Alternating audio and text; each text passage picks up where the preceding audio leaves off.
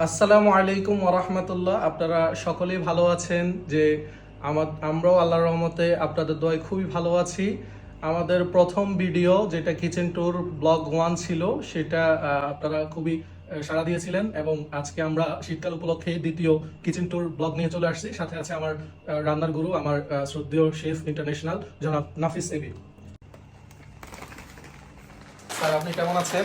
আজকে আমাদের প্রথম যে ব্লগটা ছিল সেটা খুবই দর্শকরা আমাদেরকে সাড়া দিয়েছে, সেই জন্য আজকে আমরা একটা হাঁস নিয়ে আসছি, ডাক নিয়ে আসছি। আপনাদের আমাদের কাছে রান্নাটা রেসিপিটা দেখাবেন। কি হাঁস মানে কতটুকু ওজনের?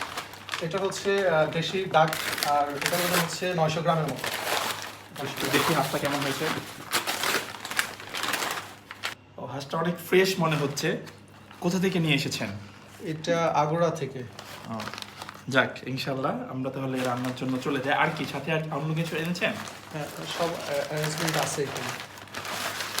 পেঁয়াজ দেখতে পাচ্ছি। তো শুরুতেই আমরা হাঁসটাকে ভালোভাবে গ্যাসের চুলায় পুড়িয়ে নিচ্ছি।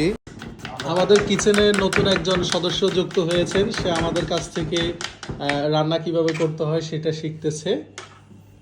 পোড়ানোর পরে আমরা টুকরো টুকরো করে হাঁসটাকে কেটে ভালোভাবে ধুয়ে মশলা দেওয়ার জন্য নিয়ে আসলাম। শুরুতেই আমরা জিঞ্জির পেস্ট, এরপরে কাঁচা লঙ্কা, সাথে হচ্ছে শুকনা লঙ্কা, লবণ, তারপরে একটু হলুদের গুঁড়া, তারপর শেষে তেল অ্যাড করে ভালোভাবে মাখিয়ে আধা ঘন্টা প্রায় রেখে দিলাম মেরিনেট হওয়ার জন্য।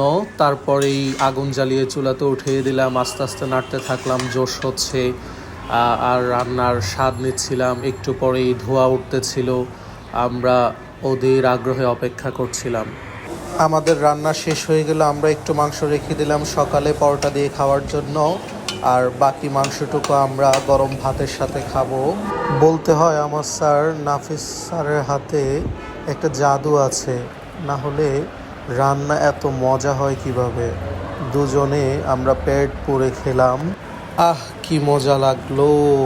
অনেক দিন পরে এই কনকনে শীতে হাঁসের আমেজ।